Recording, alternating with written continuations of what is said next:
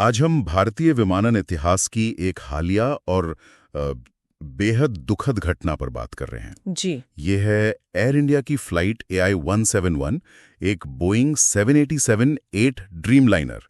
12 जून 2025 अहमदाबाद से लंदन जा रही थी ये फ्लाइट। हाँ, और जो हुआ वो वाकई बहुत भयावह था। मतलब उड़ान भरने के महज 30 सेकंड के अंदर ही विमान सिर्फ 625 फीट तक ही पहुंच पाया था। सिर्फ 625 फीट? हाँ, और हवाई अड्डे के पास ही एक हॉस्टल की इमारत से जा टकराया। ओह, और पायलटों ने कुछ सिग्नल दिया आपातकाल का? जी हाँ, उन्होंने टेक ऑफ के तुरंत बाद ही मेडे कॉल जारी किया था। मतलब स्थिति की गंभीरता का अंदाजा उन्हें हो गया था। और आंकड़े तो दिल दहलाने वाले हैं।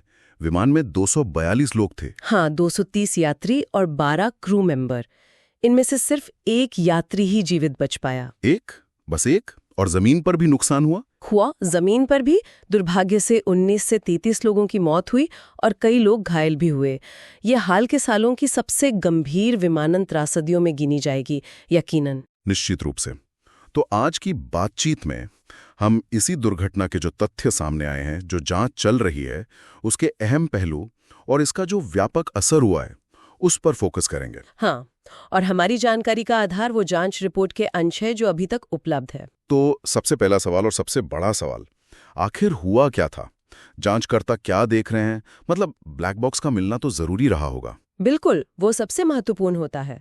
और अच्छी खबर यह है कि दोनों black box flight data recorder और कॉकपिट वॉइस रिकॉर्डर मिल चुके हैं। अच्छा। और इनका डेटा अमेरिकी एजेंसी NTSB की मदद से दिल्ली में डाउनलोड भी कर लिया गया है। NTSB की मदद से, ठीक है। हाँ, तो अब सारा फोकस इसी डेटा के विश्लेषण पर है। और शुरुआती विश्लेषण या सिमुलेशन जो हुए होंगे वो क्या बता रहे हैं? कुछ अंदाजा लगा है? देखिए, शुरुआती सिमुलेटर रीएनैक्टमेंट्स जो किए गए हैं वो दोहरी इंजन की विफलता, मतलब दोनों इंजनों का एक साथ फेल होना या फिर पूरी तरह से बिजली चले जाने की तरफ इशारा कर रहे हैं। दोनों इंजन एक साथ? ये तो बहुत ही अजीब बात है। हाँ, यही सबसे चौंकाने वाली बात है कि ऐसा लगता है कि दोनों इंजन लगभग एक ही समय पर बंद हो गए, जबकि गियर और फ्लैप्स वो सही काम कर रहे थे, ऐसा पाया गया है। आधुनिक विमानों में दोनों इंजनों का एक साथ फेल होना, ये तो मतलब ना के बराबर होता है ना? बिल्कुल, ये बेहद दुर्लभ स्थिति है और इसीलिए जांचकर्ता कोई भी पहलू छोड़ना नहीं चाहते। अमरीकी और भारतीय विशेषज्ञ मिलकर इंजन की अपनी समस्याएं, फ्यूल सिस्टम में गड़बड़ी, हाइड्रोलिक या इलेक्ट्रिकल फेलियर, कोई पक्षी टकराया हो, बर्ड स्ट्राइक। हाँ, ये भी एक संभावना रहती है। हाँ, या फिर फ्लैप्स या गियर की गलत सेटिंग। इन सब कारणों की गहराई से जांच हो रही है। यहाँ तक कि तोड़फोड़ के एंगल को भी देखा जा रहा है। हालांकि अभी तक इसका कोई सबूत सामने नहीं आया। जाहिर है, इतने बड़े हादसे के बाद एयर इंडिया पर और पूरे एविएशन सेक्टर पर दबाव बना होगा। सुरक्षा नियमों को लेकर क्या कदम उठाए गए हैं? असर तो तुरंत दिखा। भारत के एविएशन रेगुलेटर DGCA ने एयर इंडिया के सभी बोइंग 787 विमानों की एडवांस्ड मेंटेनेंस जांच के आदेश दे दिए हैं। सभी 787 की? जी हाँ, सभी। और साथ ही बोइंग 777 विमानों की भी रैंडम निरीक्षण किए जा रहे हैं। एयर इंडिया ने भी सुरक्षा समीक्षाओं के लिए अपनी वाइड बॉडी फ्लाइट्स, मतलब बड़े विमानों की उड़ानों में करीब 15% की कटौती की है।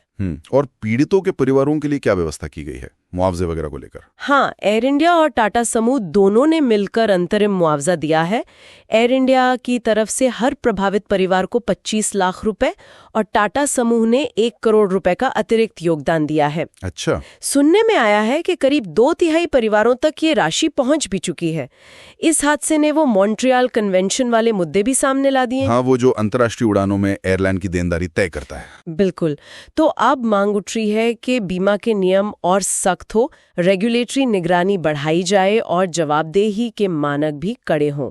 संसद के उच्च सदन यानी राज्यसभा ने भी 9 जुलाई को नागरिक उड्डयन सुरक्षा पर चर्चा के लिए एक सत्र रखा है। और इस सबके बीच एक और घटना हुई थी, शायद एयर इंडिया के ही किसी दूसरे विमान से जुड़ी। हाँ, जिसने चिंताएं और बढ़ा दी।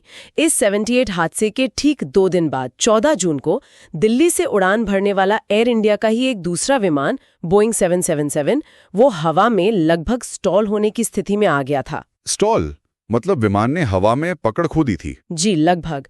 तो इस घटना की भी डीजीसीए अलग से जांच कर रही है। इसने सुरक्षा को लेकर सवाल और गहरे कर दिए हैं, जाहिर है। तो कुल मिलाकर देखें तो ये हाल के भारतीय विमानन इतिहास की सबसे भयानक त्रासदियों में से एक है। और जांच का फोकस फिलहाल, जैसा आपने बताया, दोनों इंजनों का एक साथ फेल होना, इसी पर लग रहा है। हाँ, मुख्य रूप से इसी पर। हालांकि अंतिम निष्कर्ष तो ब्लैक बॉक्स के पूरे विश्लेषण के बाद ही सामने आएंगे। और इसके नतीजे के तौर पर तुरंत सुरक्षा कदम उठाए गए हैं, नियमों को सख्त करने की बात हो रही है, जवाबदेही पर जोर है। बिल्कुल। उम्मीद है कि शुरुआती रिपोर्ट शायद अगले 3 महीनों में आ जाए और पूरी जांच होने में साल भर लग सकता है। ठीक है, तो अंत में श्रोताओं के लिए एक विचार छोड़ते हैं इस पूरी तस्वीर को देखते हुए। हाँ, सोचने वाली बात यह है कि एक तरफ 787 के दोनों इंजन एक साथ फेल हो जाते हैं और लगभग उसी समय एक दूसरा बड़ा विमान 777 वो हवा में स्टॉल होते होते बचता है। तो क्या ये सिर्फ 2 अलग-अलग विमानों की अलग-अलग वक्त की समस्याएं हैं? या फिर ये किसी गहरे अंदरूनी मुद्दे की तरफ इशारा कर रहा है? शायद रखरखाव से जुड़ा हुआ, या संचालन के तरीकों से, या हो सकता है विमान के डिजाइन से ही जुड़ा कोई ऐसा पहलू हो जिसकी और भी ज्यादा गहराई से पड़ताल होनी चाहिए। ये एक अहम सवाल है।